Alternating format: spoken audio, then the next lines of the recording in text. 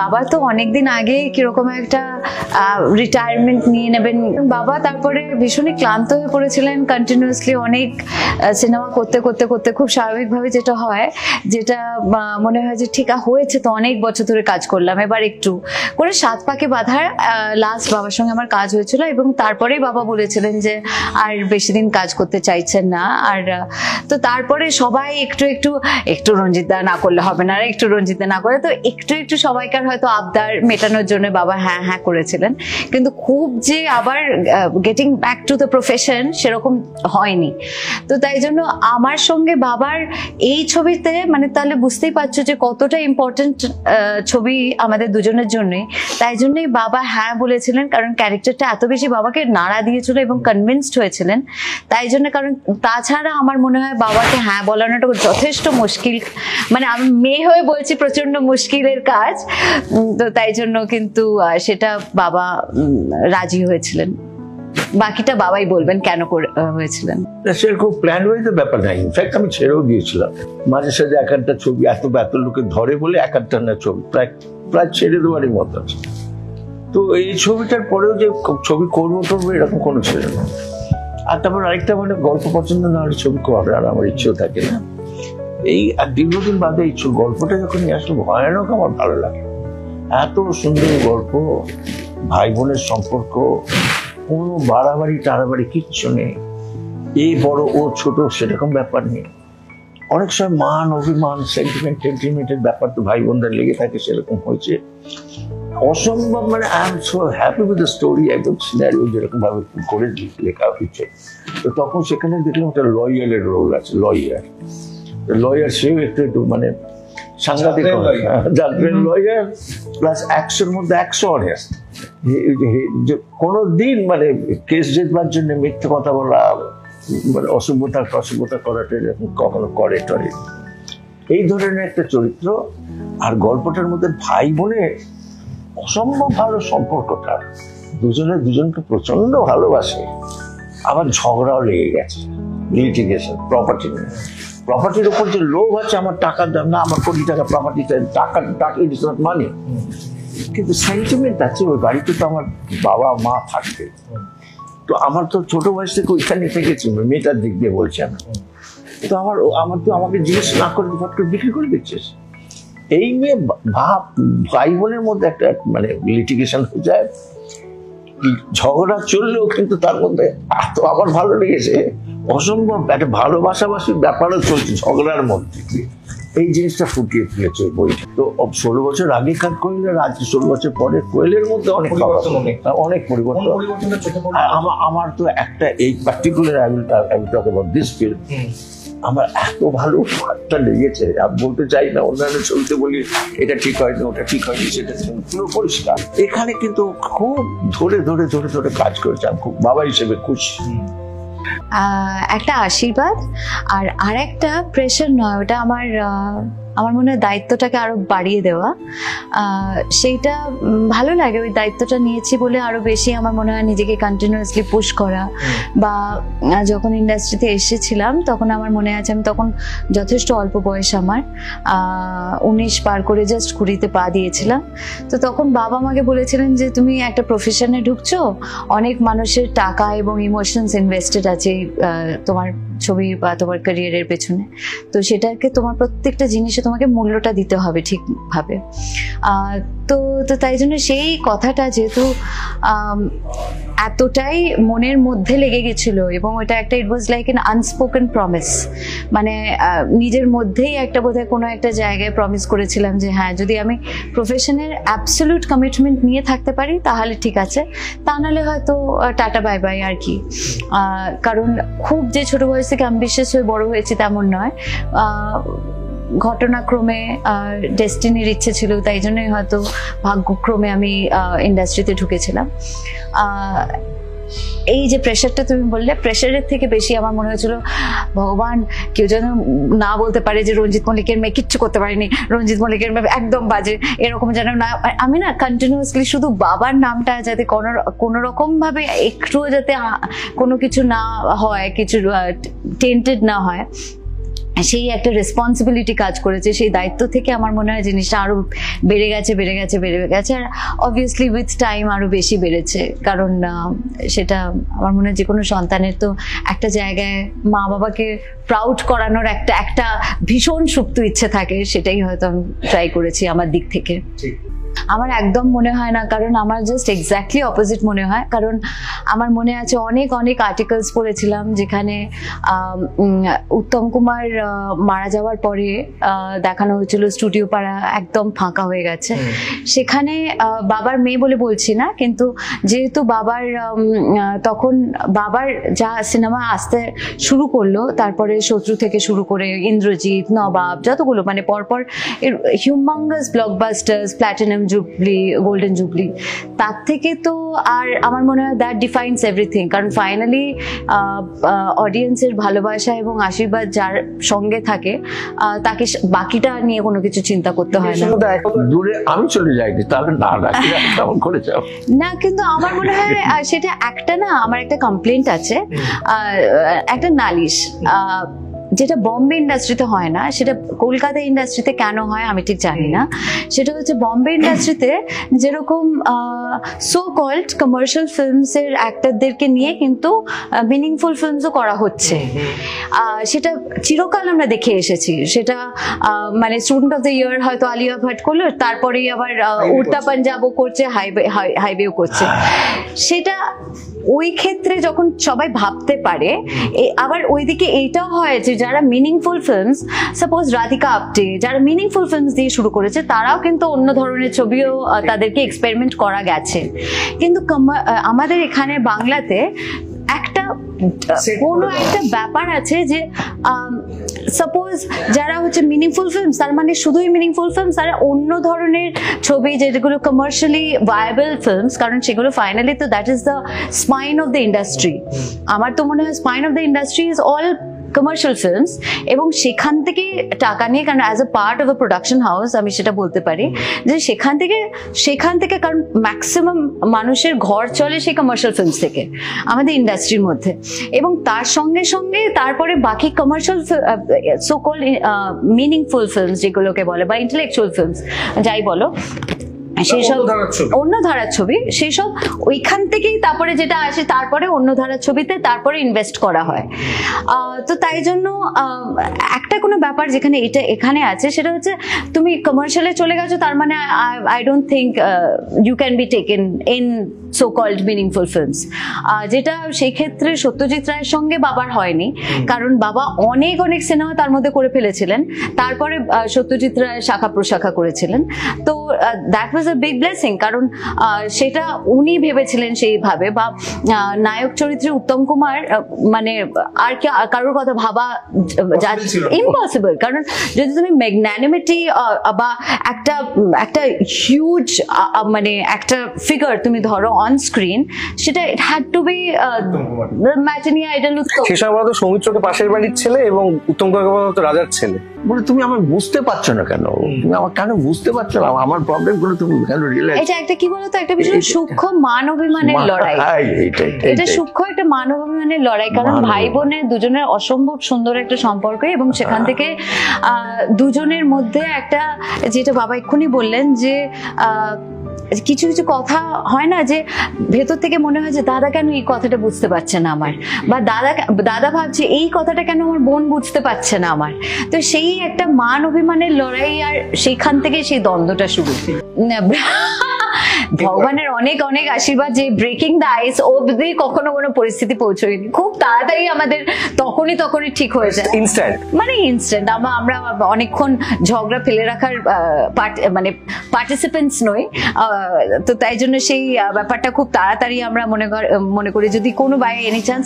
কারণ অবভিয়াসলি একটা সম্পর্ক আর ভালোবাসার সম্পর্ক থাকলে অনেক সময় কিছু ব্যাপারে হয়তো মতের অমিল থাকতেই পারে, তখন আমাদের নিজেদের মধ্যে কথা হয়, কিন্তু খুব তাড়াতাড়ি জিনিসটা আমার মনে হয় because of this intense faith and love for each other, সেই জিনিসটা হয়তো পসিবল যে খুব তাড়াতাড়ি সেটা।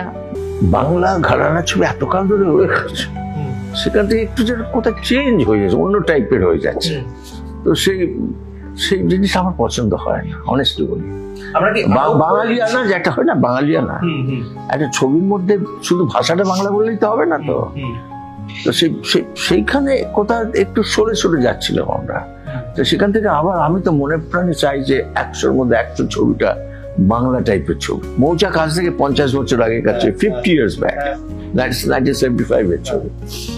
তো আজও যদি টিভিতে আসে আজও লোকে বসে যাবে ছবিটা দেখবার জন্য। তা আমার বাড়িতে একটু মেয়ে কাজ করতে চুমকি, তার বাবা সাইকেল রিক্সা চালাতো। তো মেয়েটা এসে বলছে আজকে আর বাবার সন্ধ্যেবেলা বেরোবে না।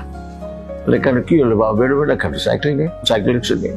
বললো আজকে নাকি টিভিতে মৌচাক আছে। এটা গেল একটা ব্যাপার। এর অনেকদিন পরে আমি বিদেশে গেছি, আমেরিকায়। তো ওখানে ওয়াশিংটনের ওইখানে এক জায়গা থেকে বেরোচ্ছে, আর বাঙালি ছেলের সঙ্গে দেখা হলো। বছর 2 হলো গেছে, ওখানে গেছে রিসার্চ এইসব কাজের জন্য। এটা ওটা কথা বলতে যখনই মন কেমন করে কলকাতার জন্য আমি মৌচাক চালিয়েছি। মানে দেখানো হচ্ছে যে মানে শুধু একটা মানে খুশি করবে বলে, মানে irrespective of any sort of strata, মানে এজ বার কোন কিছু নেই। এক্স্যাক্টলি। এ যতটা এনজয় করছে, ও যে একজন সায়েন্টিস্ট যেভাবে এনজয় করছে একই রকম ভাবে কিন্তু সে একজন সাইকেল রিক্সা ওয়ালাও এনজয় করছে। বিভিন্ন হয়তো এনজয়মেন্টের ব্যাপারটা আলাদা, হয়তো কিছু কিছু সূক্ষ্ম জিনিস হয়তো সেই সায়েন্টিস্ট আরো বেশি বুঝতে পারছে, সেটা আলাদা কথা। কিন্তু অন্তত এন্টারটেইনমেন্টে, কারণ finally cinema is all about entertainment. এখনো পর্যন্ত এই যে তুমি মৌচাকের কথা বললে, কোন ইয়ারে রিলিজ করেছিল? 75 এ যে ছবি রিলিজ করেছিল সেটা এখনো পর্যন্ত এতটা মানে রেলেভেন্ট। আর যখন ধরো কেউ কারোর যদি মন খারাপ হয়, তুমি যদি মৌচাকটা চালিয়ে দাও, ইমিডিয়েটলি মন খারাপ ঠিক হয়ে যাবে। মানে তাই জন্য কিছু কিছু বাংলা ছবি অসাধারণ লেভেলে, যেগুলো চিরকাল মানে থেকে যাবে, এভারগ্রিন। সোশ্যাল লাইফ আমি না ওরম ভাবে ভাবিনি গো আমার, কারণ মনে হয় যে আমার মানে ভগবানের অনেক অনেক অনেক আশীর্বাদ। এরপরেও আমি যদি নালিশ করি তাহলে উনি একটু রেগে টেগে যেতে পারেন। কারণ আমি যেটা তোমাকে প্রথমেই বলেছিলাম, যখন ইন্ডাস্ট্রিতে এসেছিলাম আমি একেবারে সেই স্বপ্ন দেখে আসিনি যে আমি কোনো একটা পজিশন পাবো। তো ভগবানের অনেক আশীর্বাদ, অনেক মানুষের আশীর্বাদ এবং ভালোবাসার জন্য এখন আমি যখন when I turn back and look at my journey, যে এত 20 বছরের উপরে একটা ক্যারিয়ার হয়ে গেছে, এই তো মনে হলো সেদিন শুরু করলাম, এত ছবি করে ফেলেছি। তো যে ছবিগুলো করেছি সেগুলো আমার ক্যারিয়ারে আমার মনে হয় ম্যাক্সিমাম, যদি তুমি রেশিও বলো, ওনাদের ভালোবাসা এবং আশীর্বাদের জন্যই হয়তো 90% has been blockbusters, super hits. 10% জায়গায় হয়তো স্লাইটলি এদিক ওদিক হোয়াট এভার। কিন্তু তো সেই ক্যারিয়ারটা আমার মনে হয়, তো এরপরে আমি তো এই ব্যাপারে আমি একটা কথা বলবো। কোয়েল যখন প্রথম ঢুকেছিল, কোয়েলকে বলেছিলাম একটা ছবি মেরে কেটে 2টো ছবি আমার নাম দিয়ে পারতে যাবে, হয় একটা মেরে কেটে 2টো, থার্ড ছবি থেকে আর পার পাবে না। সুতরাং নিজেকে তৈরি করতে হবে, নিজেকে প্রচন্ড রকম তৈরি করতে হবে। আর এই জায়গাটা ইয়ার্কির জায়গা নয়, এটা সিনসিয়ারলি কাজ করার জায়গা। এখানে অনেক ইনভলভমেন্ট থাকে, প্রডিউসারদের অনেক টাকা জড়িয়ে থাকে, টাকা সে যাতে তার টাকাটা ফেরত পায় সেদিকেও নজর রাখতে হবে। প্লাস এত লোককে এন্টারটেইন করতে সেদিকেও নজর রাখতে হবে। এই ব্যাপারে অনেক কেয়ারফুল থাকতে হবে। এলাম, তুড়ি মারলাম, চলে গেলাম, নাড়িয়ে দিলাম না, ইটস নট। ইন্ডাস্ট্রি না বাইরে থেকে দেখতে ভীষণ গ্ল্যামারাস লাগে, একটা মানে তুমি ভাবো না, একটা রেজাল্ট তুমি পুরো পশ্চিমবাংলায় সবাই জানতে পারবে তোমার রেজাল্টটা, একটা ছবির রেজাল্ট, মানে বা সেই মানুষটা কিরকম ফেয়ার করছে না করছে। ইটস নট অ্যাবাউট একটা অফিসের মধ্যে আমরা বসে আছি আর একজন বকুনি খাচ্ছে বসের কাছ থেকে, সেই একজন যে বকুনি খাচ্ছে সে ম্যাক্সিমাম 40-50 জন 100 জন জানতে পারবো, 150 জন 200 জন, whatever the number of people. আর সেটা আমরা তো মিলিয়ন্স অফ পিপলের কাছে পুরোই রিপোর্ট আউট, লাল পেয়েছো, সবুজ পেয়েছো। তো সেটাই একটা, তো ডেফিনেটলি ওটা একটা বড় চ্যালেঞ্জ একটা। কিন্তু that's also part of a beautiful journey, যে কারণ এত মানুষের ঘরে ঘরে ঢুকে যাওয়া, ঘরের মেয়ে হয়ে ওঠা, ভালোবাসা পাওয়া, এরা অফুরন্ত ভালোবাসা তাদের কাছে পাওয়া। যদি ভালো জিনিস তাদের উপহার দাও, ঠিক সেরকম ভাবেই ভালোবাসা পাবে। রাইট। আমার মনে হয় বাবার একটা অসম্ভব লেভেল অফ পেশেন্স আছে, সেটা আমি ভীষণ অ্যাডমায়ার করি, এবং অ্যাডমায়ার করতে করতেই হয়তো কোনো একটা জায়গায় আমি সেটা ইনস্টিলড হয়ে গেছে আমার পার্সোনালিটির মধ্যে, সেই ধৈর্যটা। আমার মনে হয় ধৈর্য থাকা দরকার আছে প্রফেশনে। হ্যাঁ, ডেফিনেটলি পেশেন্স থাকা দরকার, এবং তার সঙ্গে সঙ্গে সেই রেজিলিয়েন্সটা থাকা দরকার, এবং যেটাকে বলে যে একটা ছবির সাকসেস বা একটা ফেলিয়ার কখনো বাবাকে ইমোশনালি ডিস্টার্ব করেনি, কারণ জানেন বাবা এটা একটা পার্ট অফ জার্নি। তো মানে আমি কখনো বাবাকে একটা সুপারহিট হওয়ার পরেও বাবাকে ভয়ঙ্কর একটা অন্য লেভেলে এক্সাইটেড হতেও দেখিনি, আর কখনো কোনো ছবি হয়তো মনের মতন রেজাল্ট করলো না, সেটা তো আমি ভেঙে পড়তে কখনো দেখিনি, এবং সেটা আমার মনে হয় সব থেকে বড় একটা গুণ একজন অ্যাক্টরের পক্ষে, কারণ emotional stability is most important in life. যে আমার ফিল্মে ঢোকা আমার প্ল্যান ছিল হয় সত্যজিৎ রায়, নয় মৃণাল সেন, নয় তপন সিনহা, এই তিনজনের কারো থ্রু দিয়ে আমি ফিল্মে ঢুকবো, আর না হলে ঢুকবোই না। তো সত্যজিৎ রায়ের কাছে আমি গেছিলাম ওই ছবির জন্য, তখন ধৃতিমান ওয়াজ অলরেডি সিলেক্টেড, যার জন্য ওই ছবিটা হয়নি, প্রতিদ্বন্দ্বী। তারপরে মৃণাল সেনের কাছে গেছিলাম, মৃণাল সেনের কাছে ফর্চুনেটলি ইন্টারভিউটা হয়ে গেছে। এরপরে 40 বছরের মধ্যে কিন্তু আমি তপন সিনহার কাছে আর যাইনি, কারণ আমি চেয়েছিলাম একটা এন্ট্রি চেয়েছিলাম কারোর মধ্যে দিয়ে, জাস্ট ওয়ান এন্ট্রি, তারপর বাকি দায়িত্বটা তো আমার থাকবে যে নিজে তৈরি করা নিজেকে। আমি একদম শেষে চলে এসেছি, আমি একটা র্যাপিড ফায়ার খেলবো, ইন্টারেস্টিং র্যাপিড ফায়ার। আচ্ছা, আমাকে আগে থেকে বলে র্যাপিড ফায়ারে কাউকে আমাকে ক্রিটিসাইজ করতে বলবেন না, কারণ আমি আমার দুঃখ পাই কাউকে ক্রিটিসাইজ করতে। আপনার সঙ্গে যখন আমি কথা বলছি আপনার মতো করেই কথা বলতে আমি প্রথম থেকেই বুঝে গেছি, তো আমি সেরকমই র্যাপিড ফায়ার রাখছি যেইগুলোতে খুব মজাদার এবং আনন্দ দেবে। আমার প্রথম প্রশ্ন, সকালে কি আগে ঘুম থেকে ওঠে? বাবা। কটার সময়? তাও 6টা।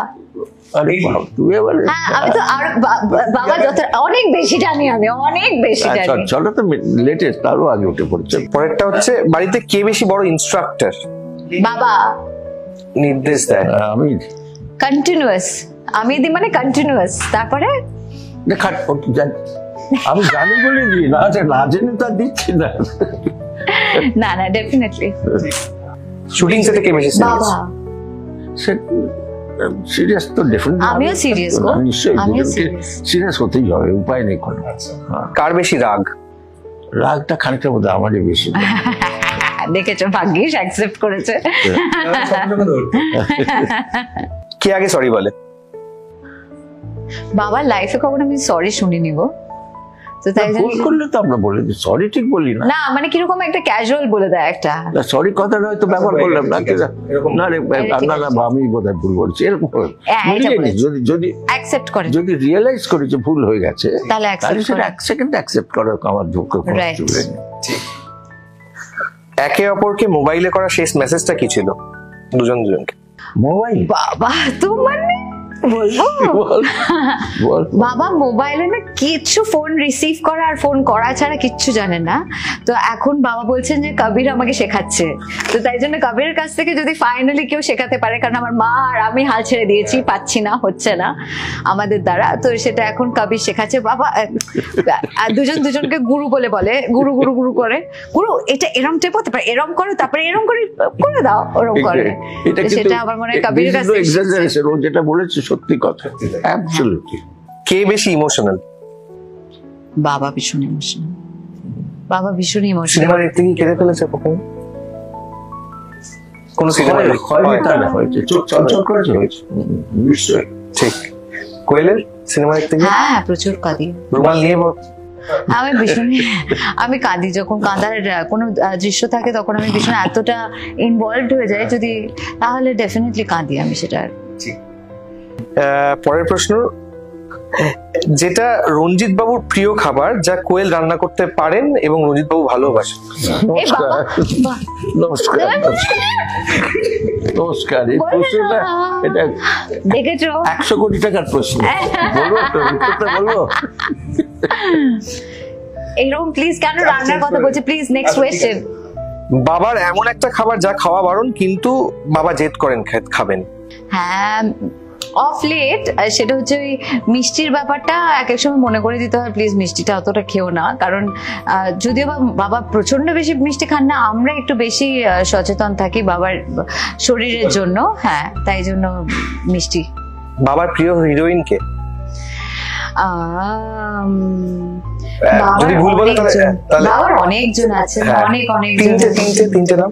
বাবা তো ম্যাক্সিমাম প্রতিবাদী চরিত্র করেছেন, তাই জন্য মানে ধরো মেন যা ফিল্মস বলো, তুমি শত্রু বলো তাহলে তো ওখানে, কিন্তু আমার শুধু তুমি আমার দিক থেকে তুমি যদি বলো আমি দুজনের নাম নেবো। আমার মনে হয় বাবার সঙ্গে সব থেকে ভালো লাগে একজন হচ্ছে মিঠু মুখার্জি, কারণ মৌচাকের পরে আমার মনে হয় মানে বাবার মিঠু মুখার্জি আইডিয়াল কাপল লাগে, আর তাছাড়া মৌসুমী মাসিকেও খুব ভালো লাগে আমার বাবার সঙ্গে। ঠিক বলেছে, ভালো, দুজনেই ভালো। আপনার প্রিয় অভিনেত্রী কে? মানে মৌসুমী তো সাংঘাতিক পাওয়ারফুল অ্যাক্ট্রেস, আর মিঠু মৌচাক, আর আরেকটা যেটা পাঠ করেছিল সুন্দর পাঠ করেছিল, হ্যাঁ স্বয়ং সিদ্ধার্থ দুর্দান্ত পাঠ করেছিল। মহুয়া রায়চৌধুরী অফ কোর্স ভাই, বিউটিফুল, ভীষণ সাবলীল একজন অভিনেত্রী। আর এরা সব অনেকের সঙ্গে কাজ করেছে, তারা খুবই ভালো। রাইট এই তিনজন, হ্যাঁ মহুয়া মাসি। তোমার অভিনীত বাবার ফেভারিট ছবি কি হতে পারে? শাখা প্রশাখা, শত্রু, শঠে শঠ, ইন্টারভিউ, অনেকগুলো গো, মানে অনেক ছবি আছে যেগুলো আমার ভীষণ পছন্দের। ইন্টারভিউটা আসলে ছোট বয়সে আমি অত বুঝিনি, কারণ ওটার মধ্যে একটা এতটা যে সোশ্যাল পলিটিক্যাল ড্রামা, ভীষণ স্ট্রং, বা কাজ না পাওয়ার যে বেদনা, সেটা তো আমি অত ছোট বয়সে ওটাটা একটা মানুষ, আমি শুধু মানে আর কারোর দিকে চোখই যাবে না, মানে এটা আমার কেন জানি মনে হয় যে অন্য কোনো দিকে তাকাতেই পারবেন না আপনি, আপনাকে ছাড়া। যদি আপনি নিজে দেখেন ছবিটা, আপনাকে দেখতে হবে। সো রিয়েল, মানে একটা অভিনেতা, মানে অফকোর্স তাই জন্যই হয়তো বাবা বেস্ট অ্যাক্টর অ্যাওয়ার্ড কার্লেভি ব্যারি, যেটা হচ্ছে মানে পুরো ইন্ডিয়াতে আমার মনে খুব কম জন পেয়েছেন, 3-4 জনের মধ্যে বাবা। আর যেটা সব থেকে মনে হচ্ছিল যে তুমি যেটা বলছো, অ্যাক্টরদের কাছে একটা ক্যামেরা কনসিয়াসনেস থাকতেই পারে না, কারণ প্রথমবার যখন যে একটা ক্যামেরার সামনে আছে এবং তার আমরা অভিনয়টা করছি, কিন্তু ওখানে বাবা এমন ভাবে করেছিলেন যে মনেই হচ্ছে না যে কোনো জায়গায় ক্যামেরা আছে। ওই যে ট্রাম থেকে নামা, ওঠা, ট্রামের মধ্যে নিজের সঙ্গে কথা বলা, তারপরে ওই জায়গাটা বলো যেখানে ওই ম্যারি কুইনকে ছুঁড়ছে, ওই জিনিসটা ফুল অ্যাজিটেশন, ফুল ফ্রাস্ট্রেশন দিয়ে, যে তোমার কাছে স্যুটটা আছে তাই জন্য তুমি পেয়ে গেছো, আমার কাছে স্যুট নেই বলে আমি পাইনি আজকে, যে ওই ফ্রাস্ট্রেশনটা আমার মনে হয় অ্যামেজিং ফিল্ম, অ্যামেজিং। আপনার বয়স কত ছিল সেই সময়? 26 হবে বলে। মানে ওই ম্যাচুরিটি নিয়ে করা, ও মাই গড, অ্যামেজিং। আমিও তাই, একদম তাই, অসাধারণ একটা সিনেমা। ঠিক। আবার বাবার সবচেয়ে বড় দুর্বলতা কি? শেষের দিকে একদম আর 3টে প্রশ্ন রয়েছে। বাবার সব থেকে বড় দুর্বলতা, আমি উইকনেস, ইয়েস আমি, আর পরিবার ডেফিনেটলি। মা আছেন, মা আমার রেগে টেগে না জানে ইন্টারভিউ দেখতে, তাই আমি মাকে আমার দলে নিয়ে নিলাম, আর ফ্যামিলি সবাই আছে। Strength is also family. হ্যাঁ ডেফিনেটলি। যদি একদিন চরিত্র বদল করতে হতো, তুমি বাবা হতে এবং বাবা মেয়ে হতো, তাহলে বাবার কোনটা ব্যান্ড করতে? সেদিন থেকেই আমি ডিসাইড করতাম যে আমি আর আমার মেয়েকে বকবো না। আর বাবা যদি মেয়ে হতেন তাহলে কোনটা ব্যান্ড করতেন? বাবার কোন জিনিসটা? আমি বাবাকে চটাবো না, 100% এটাই বলবে কিছু, আমি বাবাকে চটাবো না। এটাই ওকে বলতাম রান্নাটা ভালো করে শিখে নেব। বাবা আমার লাইফে রান্না নিয়ে পড়ে থাকবেন, রান্নাটা নিয়ে। পরিবারের মধ্যে যদি কোনো সমস্যা হয়, সেখানে মধ্যস্থতা হিসেবে কে কাজ করে, মা না কোয়েল? কোয়েল। রঞ্জিত বাবুর সব থেকে প্রিয় অভিনীত, কোয়েলের অভিনীত ছবি কোনটা? এই দিস ওয়ান, অনেস্টলি স্পিকিং, মানে ওর সব ছবি তো মোটের উপর দেখেছি, অন্যান্য ছবিতে অনেক ফ্ল ছিল, এই ছবিটা মনে হচ্ছে ফ্ললেস। এইটা দিস ওয়ান যেটা রিলিজ করতে যাচ্ছে, আমি সব থেকে বেশি খুশি এই ছবিটাতে, ওর পারফরমেন্স। কোয়েলের একটা অভ্যেস যেটা এখনো ধরে রেখেছে, ও ছাড়েনি। বদঅভ্যেস হতে পারে, ভালো অভ্যেস হতে পারে। বদঅভ্যেসও হয়, বদঅভ্যেসও আছে। হ্যাঁ, বাবা 2 মিনিটে তোমায় ফোন করছি, 2 মিনিটের জায়গায় 2 ঘন্টা কেটে গেল যে। এটা কি বলতো এইটা দেখো, এটা কি হবে বলো? দুটো বাচ্চা থাকলে যা হয়, এর পেছন পেছন ঘুরছি, পেছন পেছন কি রে তুই ফোন করলি না? বললাম দাঁড়াও বাবা, ওরা তখন স্কুলে যাচ্ছে, আর একজন কান্নাকাটি শুরু করেছে, এইসব করলে যা হয়। শেষ কোয়েশ্চেন, একে অপরকে একটা শব্দে বর্ণনা করো। বাবা ভীষণ, আমি বলবো বাবা ম্যান অফ প্রিন্সিপালস যাকে বলে, যে মানুষটা আমি আজ পর্যন্ত দেখিনি তার প্রিন্সিপাল থেকে নড়ে অন্য কোনো জিনিসে কথা বলছে বা আচার আচরণ বা কিছু, সেটা আমার মনে হয় বাবার জন্য একটা লাইন ওয়ার্ড যদি বলো তাহলে ম্যান অফ প্রিন্সিপালস। সেটা অনেস্টলি আমি চেষ্টায় থাকি, মানে ওখান থেকে না সরতে যাতে না। তুমি আমার ব্যাপারে বলো এবার, সেটাই বলছি আমি, তাই জন্য দুজনে তাকিয়ে আছি তোমার দিকে। তো কোয়েল একটা শব্দে কোয়েলও বুঝে গেছে খুব সিনসিয়ারিটি। উইদাউট সিনসিয়ারিটি যে কিচ্ছু অ্যাচিভ করা যাবে না। দুটো জিনিস মানতেই হবে, একটা সিনসিয়ারিটি, একটা honesty, this are the two things. তো সেই দুটো ও মেনে চলে এবং সেটাই আমার মনে হয় সারা জীবন চালিয়ে যাবে।